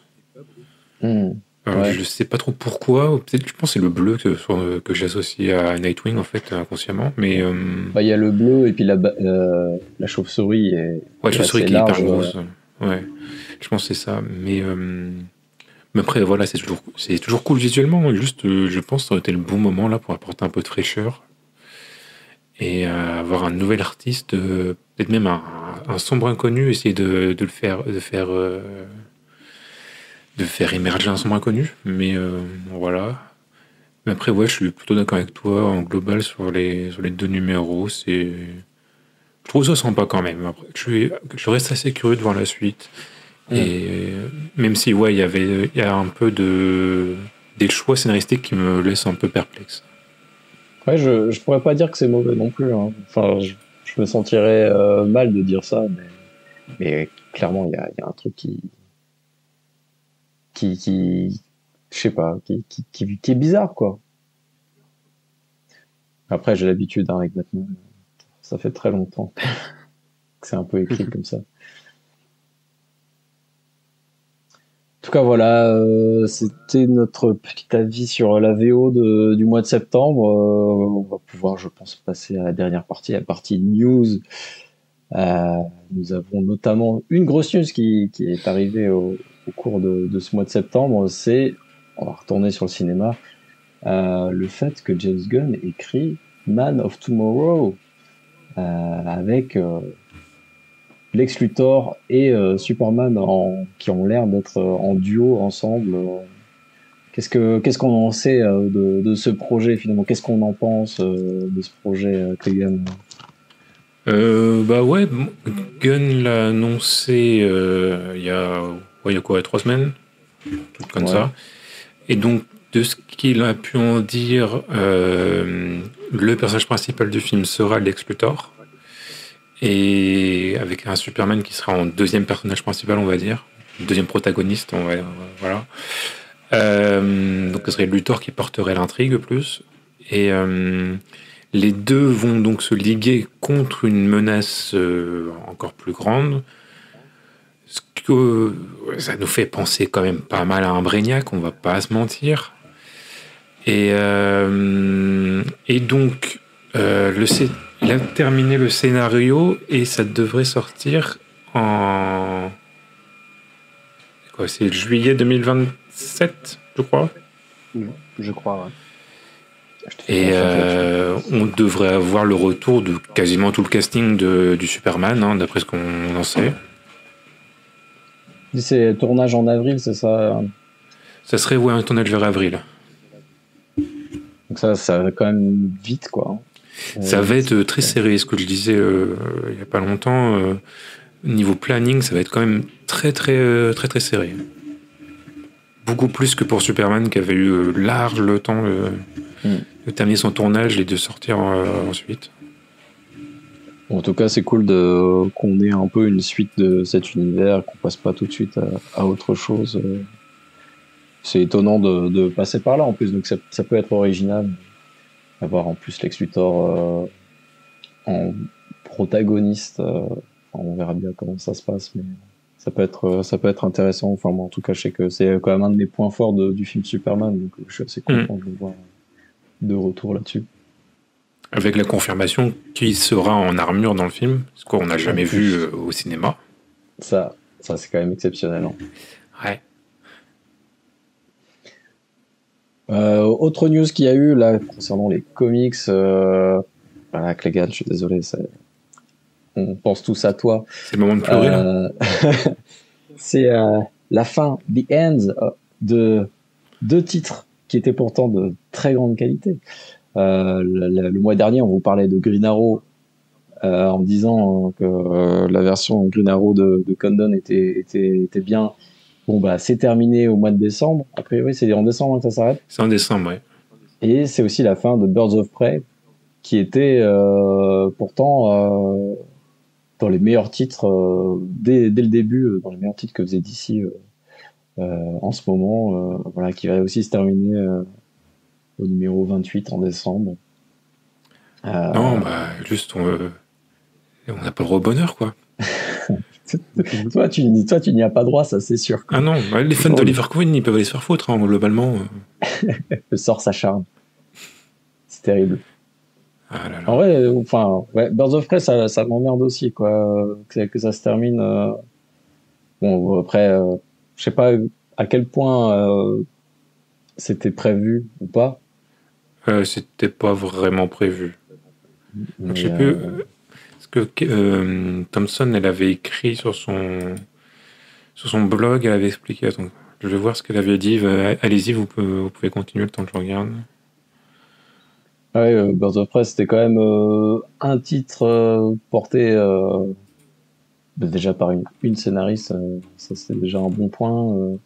Le groupe d'héroïnes, c'est quand même relativement rare encore. Donc, c'est quand même, pour une fois qu'il y avait beaucoup de qualité sur un titre comme ça, je trouve ça dommage de l'arrêter.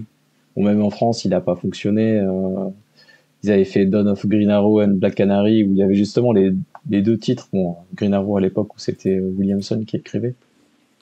Et ouais. Urban avait décidé de pas continuer faute de vente. Donc j'imagine que là, pareil, hein, les ventes ne suivaient pas. Ouais, pour les deux, en fait, c'est faute de vente et c'est de la volonté de DC. En tout cas, Thompson l'a dit, c'est DC qui a décidé d'annuler le titre. Ils avaient un peu parlé d'un possible relaunch pour essayer de relancer le truc, mais ils sont pas parvenus à un pitch qui leur convenait, donc ça ne s'est pas fait. Bah, c'est dommage. C'est dommage, très triste, ouais. On espère qu'ils auront d'autres titres à l'avenir, quoi. Surtout ça. Donc Kelly Thompson est sur Absolute Wonder Woman. Mais Chris Condon, je sais qu'il a un titre en indé que j'ai pas encore lu lu. Ouais, je sais plus comment ça s'appelait, mais ouais, il a un truc en indé. Ouais, ça sera peut-être l'occasion de s'y plonger. Voilà, après, j'espère quand même qu'ils lui offriront autre chose chez DC, quoi, parce que c'était quand même intéressant ce qu'il faisait. Ah, ça serait vraiment bien, ouais. Autre news, là, les amateurs de drama sont heureux. Il y a Greg Rucka qui a fait une petite interview pour parler de l'ambiance de DC dans les années 2000-2010, donc à la grande époque de Dan Didio et Geoff Jones. Bon, le bon côté, c'est que je pense que chez DC en ce moment, c'est peut-être le meilleur moment pour être un artiste, un scénariste chez eux. A priori, les gens sont plutôt sympas. Ce qui n'était pas le cas du coup à l'époque de Dan Didio et Geoff Jones. Greg Rucka s'est un peu lâché sur ce duo de tortionnaires. Est-ce qu'il y a quelqu'un qui avait lu l'interview J'avoue, j'ai pas lu. Je l'ai lu. Oui, bah global. Après, on savait que l'ambiance était pas au top à l'époque de Didio. Hein. Ça, c'est pas nouveau, mais visiblement, c'était vraiment. Comment dire? Ça touchait vraiment tout le monde. Et c'était peut-être pire que ce qu'on imaginait. Je pense. Ce qu'on a appris aussi, c'est que Geoff Jones faisait partie des tortionnaires, apparemment. Après, ce qui n'est pas vraiment une surprise, hein, quand on voit les échos qu'on a eu du tournage Oui, c'est vrai. Justice League. Ouais, mais c'est vrai que j'avais du mal à croire que quand il y avait des retours sur les plateaux de ciné, je disais quand même Geoff Jones tortionnaire sur un plateau de ciné, j'avais du mal à m'imaginer. Là, si même les auteurs de comics sont sur le même rapport sur lui, bah ouais, faut peut-être se faire à l'idée quoi que malgré les bons sentiments qu'il y a dans ces comics, que ce soit pas quelqu'un de très cool avec qui travailler en tout cas. Mais ouais, enfin, du coup, ça explique aussi pourquoi certaines personnes, bah, comme Greg Rucka, ont disparu et sont revenus et ont redisparu de chez DC durant ces années-là. Apparemment, c'était quand même très grave hein, en termes de harcèlement moral. Enfin, Greg Rucka parlait quand même de dépression, de choses un peu plus graves. Donc là, il avait l'air de dire en tout cas que c'était terminé. Et je pense que globalement, ça se voit que DC est dans une période beaucoup plus éveillée sur sa façon de traiter ses employés. Enfin, globalement, c'est quand même, ça a l'air beaucoup plus sain, euh, même au niveau des histoires, tout ça. Enfin, je pense que Snyder et Williamson ont l'air d'être assez appréciés par la part des artistes de ce qu'on peut voir et entendre. C'est vrai qu'il disait que Snyder était un peu le seul à qui on foutait la paix à l'époque. Et mais là, ouais, effectivement, ça a l'air d'être quand même beaucoup plus sain depuis que Didio finalement n'est plus là, quoi. Ça a mis un peu de temps, mais à la surprise de personne. Effectivement. On parlait de crossover d'ici Marvel. Il va y avoir un autre crossover d'ici Marvel qui va se faire dans l'année prochaine, qui pourrait être peut-être plus intéressant. Il s'agit d'un crossover Superman, Spider-Man, comme il y en avait eu un il y a 50 ans. Ils vont sortir le numéro pour les 50 ans et a priori ressortir une autre histoire avec. Donc, hein.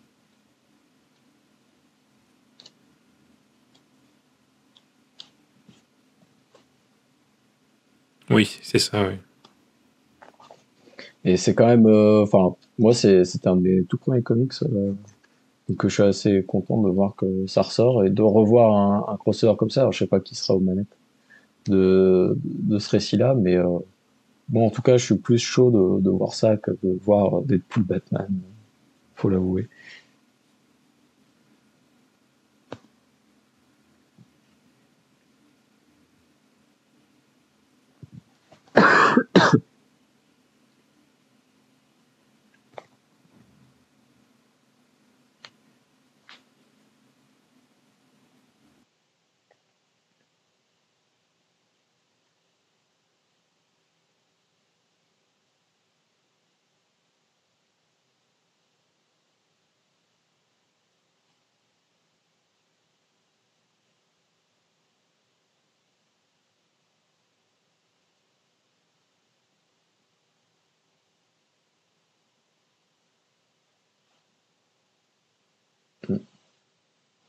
Alors, en tout cas, du moment que c'est pas Zeb Wells qui écrit, ça peut bien se passer.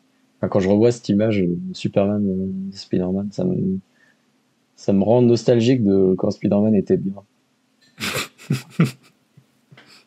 Voilà, c'était tout. Les autres news concernent Urban Comics qui ont annoncé pas mal de trucs pour le mois de janvier 2026. Bon bah ils ont annoncé pardon que ils vont sortir le crossover Deadpool-Batman et le crossover Batman-Deadpool, donc c'est-à-dire que les deux one-shots concernés par ce crossover sortiront chez Urban, donc Panini, n'a qu'à aller voir ailleurs. Ils vont aussi sortir 3 nouvelles séries. Ils vont sortir Absolute Green Lantern. C'était un peu la question qu'on se posait. Est-ce qu'ils allaient sortir ce Absolute qui faisait pas l'unanimité autant que les autres?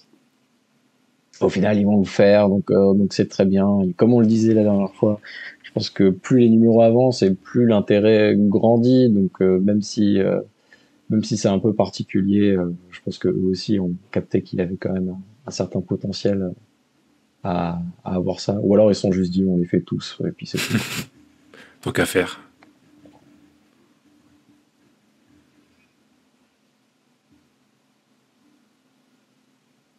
Ah mais oui, j'avais pas pensé à ça en fait. Oui, c'est vrai.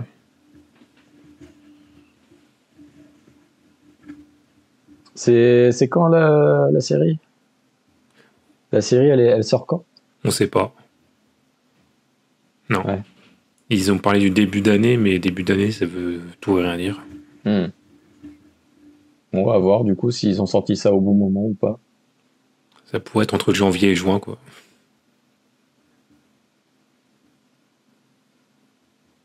Ouais, probablement. Bah après, Supergirl, ouais, c'est le problème. Le run de Peter David, quoi. T'as celui de début des années 2000. Enfin, ils vont ressortir peut-être le Superman Batman. Pardon. Ouais, je sais pas. Je sais pas trop ce qui pourrait sortir d'autre. Qui n'est pas déjà sorti. Du coup, comme tu le disais, il y a Green Lantern One Corps United qui a été annoncé, qui est donc la suite du Dawn of Green Lantern par Jeremy Adams et Germanico. Enfin voilà, j'étais un peu surpris qu'ils arrêtent de faire Dawn of Green Lantern alors que t'as un énorme bagarre qui arrive bientôt.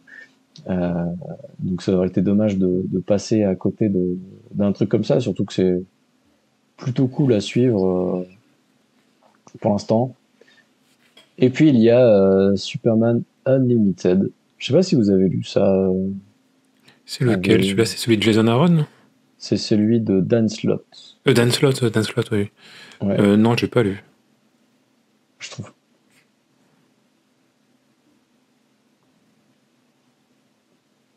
Ok. Bon. Moi, j'ai un peu lu, ouais. Pour l'instant, je n'ai que très peu d'intérêt pour la série, je dois avouer.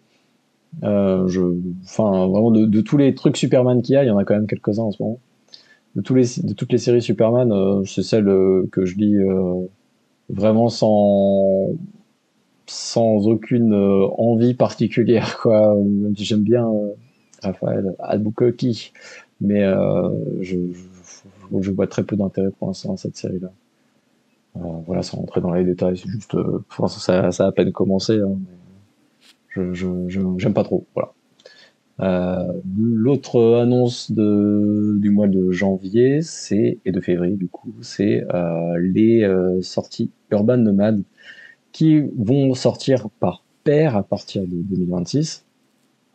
Donc nous avons 2 numéros en janvier, 2 numéros en février, et puis ça continuera comme ça toute l'année. Donc là nous avons encore du Green Lantern. Donc quelque part, je pense que t'as raison, c'est pas innocent. Non, clairement en fait.